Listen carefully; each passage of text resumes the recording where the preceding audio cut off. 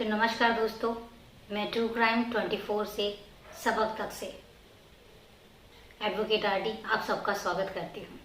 सबसे पहले तो मैं यही कहना चाहूँगी कि हमारी फैमिली जो है बहुत छोटा सा परिवार है। मैं चाहूँगी कि मुझे सहयोग दें ताकि मैं इस परिवार को और बड़ा कर सकूँ। अभी तो सिर्फ और सिर्फ 400 सब्सक्राइबर का परिवार है। इसको 4000 तक कैसे लेके जाना है, ये आप सब लोगों के सहयोग से ही हो पाएगा, संभव हो पाएगा। तो इसलिए यही कहूँगी कि ज़्यादा से ज़्यादा इसको सब्सक्राइब करें ताकि ये परिवार भी बड़ा हो सके और नई वारदात की कहानियाँ और उससे हम क्या सबक ले सकते हैं, ये सब चीज़ें जो है आप तक मैं पहुँचा सकूँ।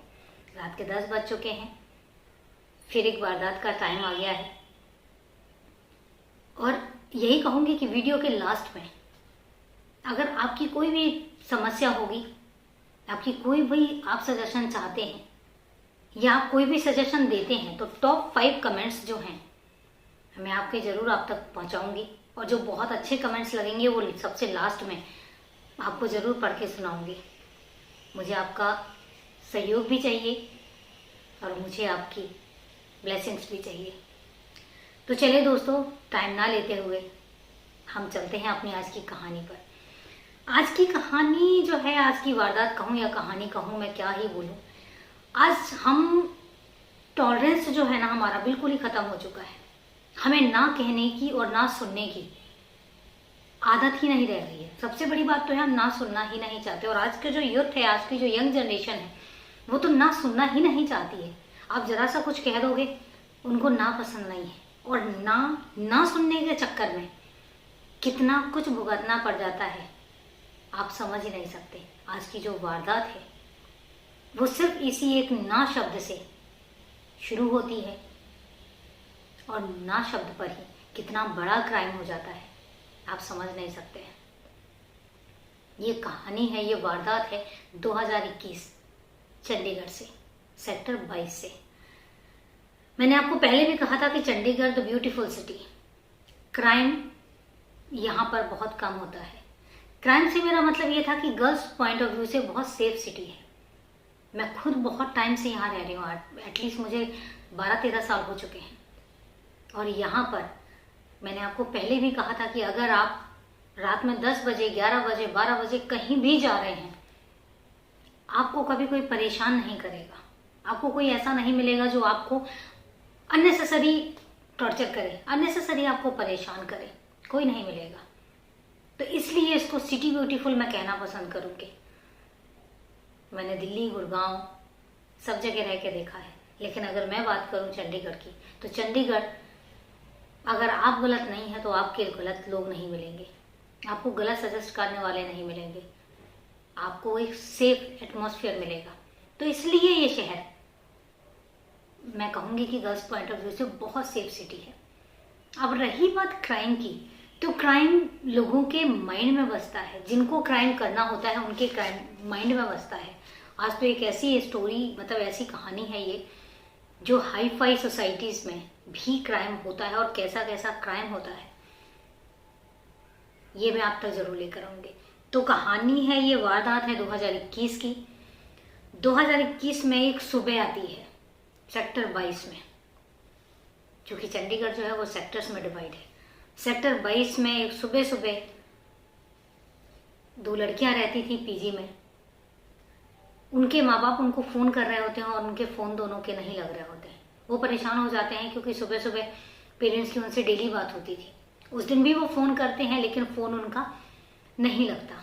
एक बार ट्राई करते हैं, 2 बार ट्राई करते हैं, जब बहुत बार हो जाता है तो उनके ही शहर से कुछ और लोग भी रहते थे तो वो उनको फ़ोन करते हैं, कहते हैं जाकर देखो बच्चों के फ़ोन नहीं लग रहे हैं। 2 रियल सिस्टर रहती थी,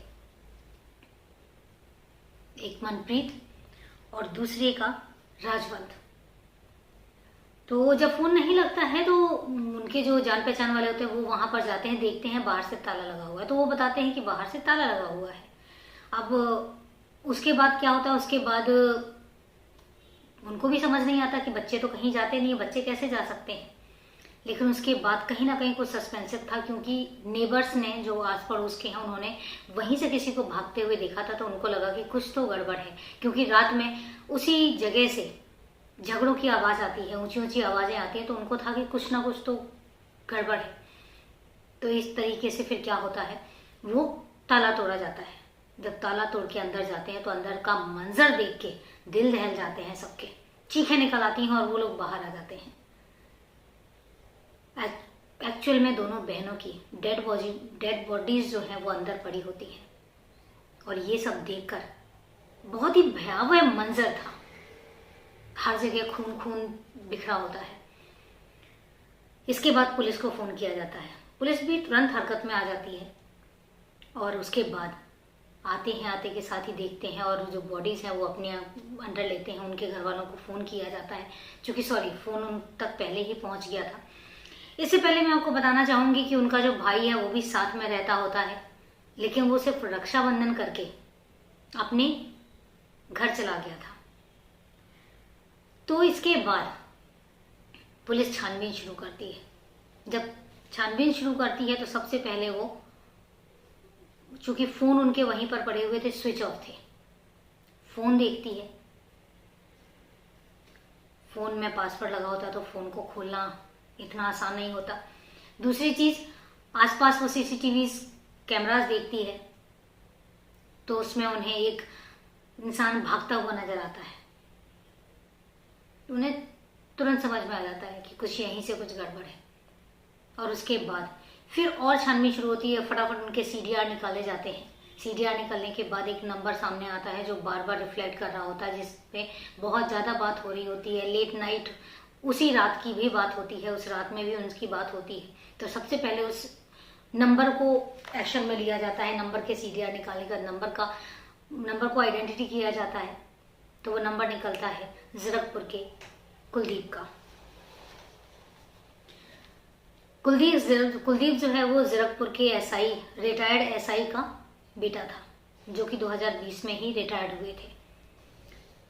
तो जब उनके वहां तक पहुंचा जाता है, एड्रेस निकलवाया जाता है, उसके घर तक जाया जाता है, तो घर पे उनके घर वाले बोलते हैं कि हाँ, सुबह सुबह आया था और बहुत हड़बड़ी में था और उसने बैग पैक किया और कहीं चला गया है।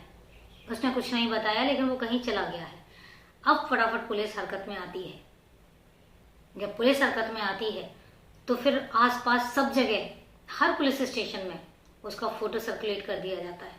जब फोटो सर्कुलेट हो जाता है तो उसी देर रात, सेम डे, यहाँ पे मैं पुलिस की तारीफ करूंगी कि उन्होंने बहुत इमीडिएट एक्शन लिया, और सेम डे देर रात उसको दिल्ली रेलवे स्टेशन से अरेस्ट कर लिया जाता है।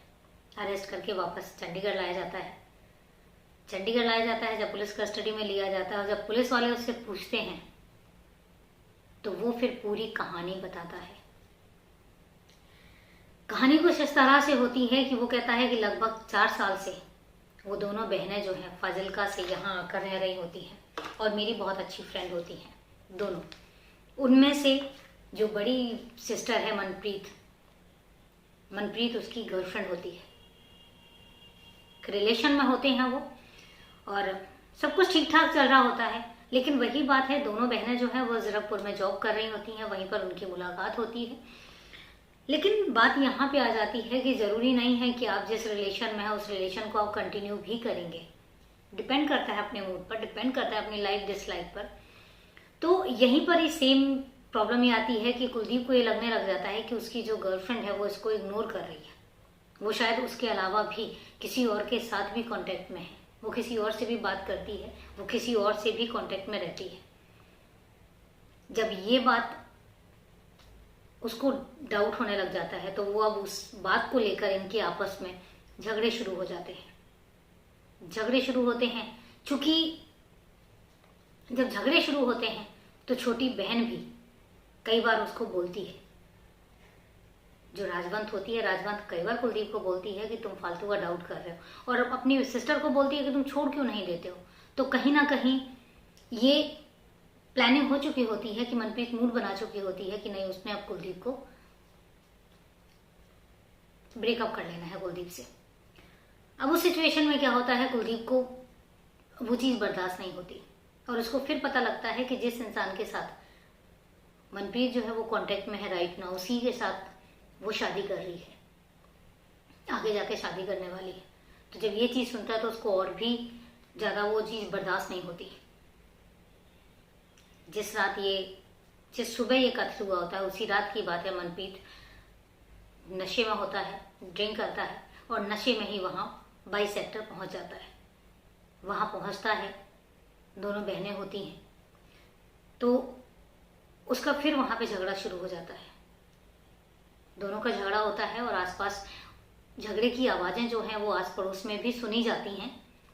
लोग बाकायदा उसको सुनते हैं, क्योंकि जब सुबह गवाही होती है तो लोगों ने बताया कि रात में देर रात यहाँ पे झगड़ा हो रहा था और ऊंची ऊंची आवाज़ें आ रही थी। तो उस सिचुएशन में फिर होता क्या है कि जो मनप्रीत वॉशरूम चली जाती है। जब वो वॉशरूम जाती है तो पीछे से कुलदीप उसका फ़ोन लेकर फ़ोन चेक करता है और वो पाता है कि उसमें उस दूसरे पर्सन के भी कॉन्टैक्ट भी हैं, मैसेजेस भी हैं, चैट भी है अच्छी खासी। वहाँ पर वो और आग बबूला हो जाता है और उनके बीच में फिर झगड़ा होता है और झगड़ा इस तरीके से बढ़ जाता है कि वहीं पे एक शार्प ऑब्जेक्ट रखा होता है और कुलदीप मनप्रीत का गला काट देता है। जब ये वारदात होती है तो छोटी बहन उठ के देखती है। जब वो देखती है तब तक वो बहुत हड़बड़ा जाता है कि अब क्या करूं। तो उसी ऑब्जेक्ट से वो दूसरी सिस्टर का भी गला काट देता है और दोनों वहीं पर ही डेड हो जाती है। अब इसके बाद वो हड़बड़ाता है। हड़बड़ाने के बाद अब कुछ समझ नहीं आता कि वो क्या करे। तो वो क्या करता है, लॉक उठाता है, बाहर से लॉक लगाता है और भागता हुआ जाता है। जब भागता हुआ जाता है तो वो सीसीटीवी में कैद हो जाता है और उसके बाद फिर वो अपने घर जाता है। घर में किसी को भी नहीं बताता है। फटाफट वो कपड़े उठाता है, बैग पैक करता है और कहता है कि मैं कहीं जा रहा हूँ, अर्जेंसी है, और वो चला जाता है। यहाँ पर सुबह जब ये खबर आती है और ये जो मर्डर है 4:30 बजे की बात है, तो जब ये चीज़ फैलती है फिर उसको पकड़ा जाता है। तो ये है पूरी कहानी। पुलिस अरेस्ट करती है, चार्जशीट दाखिल करती है और उसके बाद उसको केस अदालत में चला जाता है। तो इस तरीके से अभी पनिशमेंट बाकी है, केस चल रहा है, देखते हैं क्या पनिशमेंट आता है। जैसे ही पनिशमेंट आएगा डेफिनेटली आप तक इन्फॉर्म किया जाएगा, क्योंकि अभी भी केस कोर्ट में ही है। ये है पूरी कहानी, 2 दिन में सॉल्व हुई कहानी, मर्डर मिस्ट्री। ये 2 दिन में कहानी पुलिस वालों ने सॉल्व कर दी। अब बात आती है यहाँ पर कि यहाँ पे ये मर्डर हुआ क्यों। दोस्तों एक बात मैं आपको ज़रूर कहना चाहूँगी, मर्डर होने के पीछे वजह सिर्फ एक होती है कि आपका एंगर इशू। जब एंगर इतने हाई लेवल पे चला जाता है तो वहाँ पर जब आपकी सोचने समझने की शक्ति गुम हो जाती है तब ये मर्डर्स होते हैं, तब क्राइम होता है। आप खुद बताइए। मेरा यहाँ पे ये कहना है कि कुलदीप अगर ज़बरदस्ती उसको अपने साथ ले भी आता, मैं कहती हूँ अगर वो एक्स पर्सन जो भी था जिसके साथ मनप्रीत के रिलेशन में थी, अगर वो वहाँ से ब्रेकअप करवा के अपने पास भी ले आता, तो क्या मनप्रीत उससे दोबारा से उसी तरीके से एक हेल्दी रिलेशन में रह पाती? नहीं। जब सामने वाला मन बना लेता है कि वो आपसे मूव ऑन कर रहा है तो समझ लीजिए कि वो मेंटली प्रिपेयर है। और जो इंसान मेंटली प्रिपेयर हो चुका है उसको आप ज़बरदस्ती अपने तक बांध के कैसे रख सकते हैं? कोई भी रिश्ता ज़बरदस्ती नहीं बन सकता, चाहे वो कोई भी रिश्ता हो, भाई बहन का रिश्ता हो, माँ बाप का रिश्ता हो, बाप बेटे का रिश्ता हो, बाप बेटी का रिश्ता हो, गर्लफ्रेंड बॉयफ्रेंड का रिश्ता हो, हस्बैंड वाइफ का रिश्ता हो, कोई भी रिश्ता क्यों ना हो, आप ज़बरदस्ती किसी भी बंधन में उसको बांध ही नहीं सकते जब तक कि बोथ साइड से अंडरस्टैंडिंग ना हो, बोथ साइड से दोनों की एक रिक्वायरमेंट ना हो कि हाँ हमें ये रिलेशन चाहिए है। और हम कितने अग्रेसिव हो गए हैं, हमें इतनी भी टॉलरेंस नहीं है कि हम किसी की ना को टॉलरेट कर सकें। अगर सामने वाला आपके साथ नहीं रहना चाहता तो इट्स ओके, जाने दीजिए और आप भी मूव ऑन कीजिए। क्या मिला इस कहानी, क्या मिला ये करके?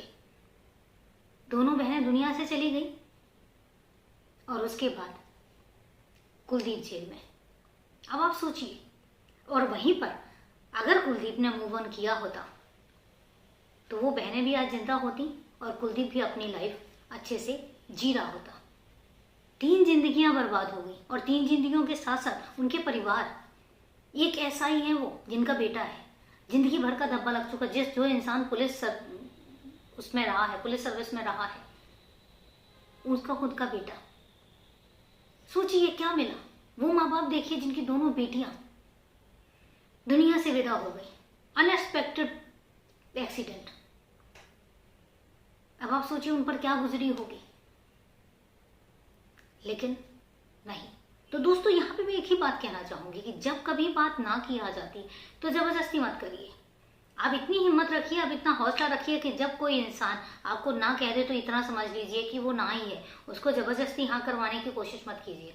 ट्राई कीजिए 1 बार 2 बार की, चलो हो सकता है शायद रिलेशन दोबारा से एक हेल्दी रिलेशनशिप में आ जाए। लेकिन अगर वो नहीं आ रहा है तो बार बार आप उसको फोर्स नहीं कर सकते, बार बार आप उसको जबरदस्ती बांध के नहीं रख सकते, क्योंकि बंधी हुई चीज रियल फीलिंग्स के साथ नहीं रहती। आप किसी को जितना मर्जी बांध लीजिए, एक पक्षी को आप अपने पिंजरे में कैद करके रखते हैं, लेकिन वो उस फीलिंग के साथ नहीं रहता जितनी फीलिंग के साथ, जितने प्यार से वो आपके शोल्डर पर आकर बैठता है। इसलिए फ्री होने दीजिए ना। देखिए जो चीज अपनी नहीं है वो आप बांध के भी रख लोगे तब भी आपकी अपनी नहीं होगी। अगर जो चीज अपनी है वो आप खुली भी छोड़ देंगे तब भी वो आपके पास ही रहेगी। यहाँ पर मैं यही कहूंगी कि सिर्फ एक ही सीख मिलती है यहाँ पे, टॉलरेंस रखिए और ना को एक्सेप्ट करना सीखिए, क्योंकि ना मतलब सिर्फ ना होता है, उसका मतलब हाँ कभी नहीं होता। तो ये थी दोस्तों पूरी कहानी। आज मेरे पास कोई मैसेजेस नहीं है क्योंकि आप लोगों ने कोई मैसेज भेजे नहीं है, तो इसलिए मैं आज कोई कमेंट पढ़ नहीं पाऊंगी। लेकिन हाँ मैं इतना जरूर कहूंगी कि प्लीज़ कमेंट्स करिए, ज़्यादा से ज़्यादा कमेंट्स करिए, ताकि आपके कमेंट्स मैं सबसे लास्ट में पढ़ूं और आपको बताऊं कि मुझे कितने अच्छे लगते हैं आपके कमेंट्स। लाइक कीजिए, शेयर कीजिए, सब्सक्राइब कीजिए, ताकि ये हमारा जो परिवार है ये बड़े से बड़ा हो सके और हमें इन क्राइम वारदात वाली जो कहानियां हैं इनसे हमें कुछ सबक मिल सके और इनसे हम आगे एक जो सबक होता है, जो सीख होती है, उसको हम स्प्रेड कर सकें। तो दोस्तों उम्मीद करूंगी कि आप ज़्यादा से ज़्यादा मेरा सहयोग देंगे और ज़्यादा से ज़्यादा इस परिवार को और बड़ा करने में मेरी हेल्प करेंगे। तो चलिए दोस्तों मिलते हैं फिर अगली कहानी के साथ अगले एपिसोड में। तब तक के लिए नमस्कार, जय हिंद।